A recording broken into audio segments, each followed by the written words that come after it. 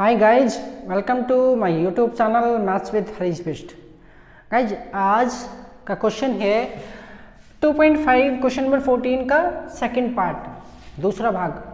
आज हम इसको शुरू करते हैं। अच्छा, और आप देख रहे हैं कि यहाँ पर हमें दिया है 28 की घात 3, -15 की घात 3 और -13 की घात 3 और इनको प्लस करना है। लेकिन ये कह रहा है कि बिना वास्तविक गणना के इसका मान ज्ञात कीजिए।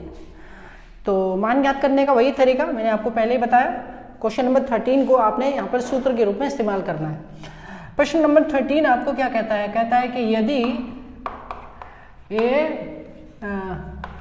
x plus y plus z बराबर 0 हो, तो यदि x plus y plus z बराबर 0 हो तो हमें ये जांच करना पड़ेगा कि भैया क्या इसको हम x मानेंगे, इसको y, इसको z मानेंगे। x बराबर 28, y बराबर -15 और z बराबर -13। और अब इनको हम यहाँ रख के चेक करते हैं, क्या x plus y plus z equal 0 आता है? चेक करते हैं। तो x बराबर 28 प्लस -15 प्लस -13 इज इक्वल 0। कितना आया? 28 आया। 15 और 13 कितना हो गया? -28 हो गया, इक्वल में 0। माइनस और प्लस क्या हो गया? कैंसिल हो गया भाई, तो 0 आ गया भाई, 0। तो हमने ये जांच कर लिया कि x plus y plus z बराबर 0 होता है। तो अब क्या कह रहा है कि यदि ऐसा होता है तो तब आपको क्या करना है? तब आपको ये लगाना है x cube plus y cube और प्लस जेड क्यूब बराबर हो गया 3xyz। तो अब हमारा प्रश्न ये है कि x cube plus y cube plus z cube अगर है प्रश्न हमारा ये, तो ये बराबर इस आइडेंटिटी के इसके बराबर हो जाएगा, अर्थात 3xyz के। तो हमें वैल्यू रख देना है 3 × x की वैल्यू 28 प्लस का और y की वैल्यू -15 और z की वैल्यू -13। अब इनको हमें करना है गुणा, ठीक है? और गुणा करने पर हमारा आंसर आ जाएगा।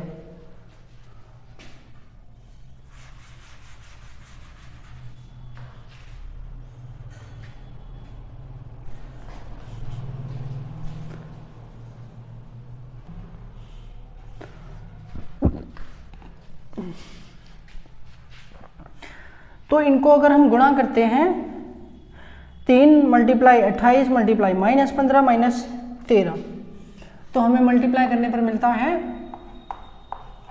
-16,380। आप इसको मल्टीप्लाई करके जांच कर सकते हैं। 28 × 3 और उसके बाद 15 × 13, फिर इनके प्रोडक्ट को मल्टीप्लाई कर लिया आपस में, ठीक है?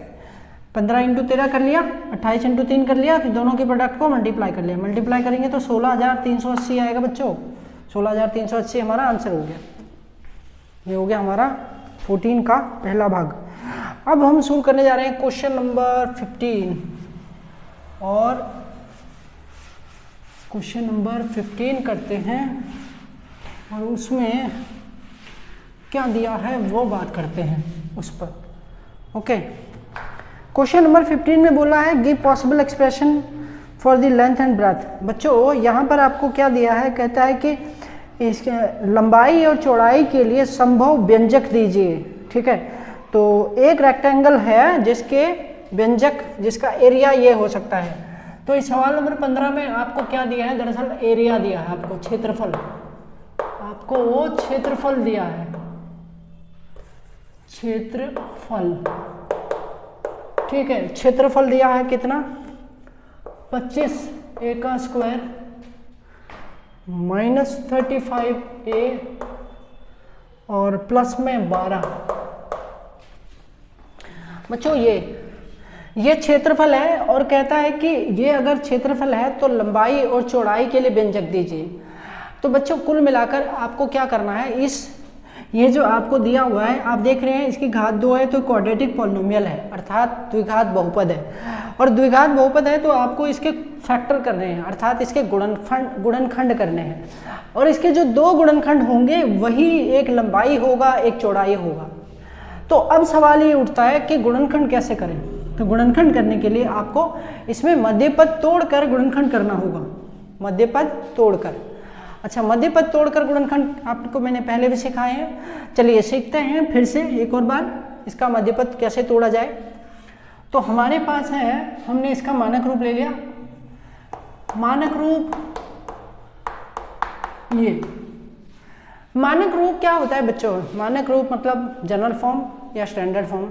तो इसकी जनरल फॉर्म का मतलब होता है कि हमारे जो भी द्विघात बहुपद अर्थात क्वाड्रेटिक पॉलिनोमियल होते हैं, उनके जो क्वेश्चन होते हैं वो किस रूल को फॉलो करते हैं बच्चों, वो जिस नियम को फॉलो करते हैं वो नियम सभी सवालों के लिए एक समान होता है, उसी को मानक रूप कहते हैं। तो ये है मानक रूप, ठीक है, अर्थात सभी द्विघात बहुपद इसी रूप के होते हैं, इसलिए इसको मानक रूप कहा जाएगा। यहाँ पर ए बी सी वास्तविक संख्याएं होती हैं और x जो है वो एक चर होता है, अर्थात a b c real number है, x एक वेरिएबल है। क्लियर है? ओके, अब हमें क्या करना है, आपको पता है ए का वैल्यू निकालना है। ए का वैल्यू है 25, बी का वैल्यू है 35 और सी का वैल्यू है -35। ये -35 है और ये है 12। अब हमें क्या करना है, a इंटू सी निकालना है। a into c 25 into 12 multiply किया, 25 इंटू 12 तो 25 दूनी 50, 300 आ जाएगा, 300। अब हो गया। अब हमें क्या करना है, दो इंटीजर निकालने हैं और उनका सम करने पर क्या आना चाहिए, उसका सम करने पर b का मान -35 आना चाहिए।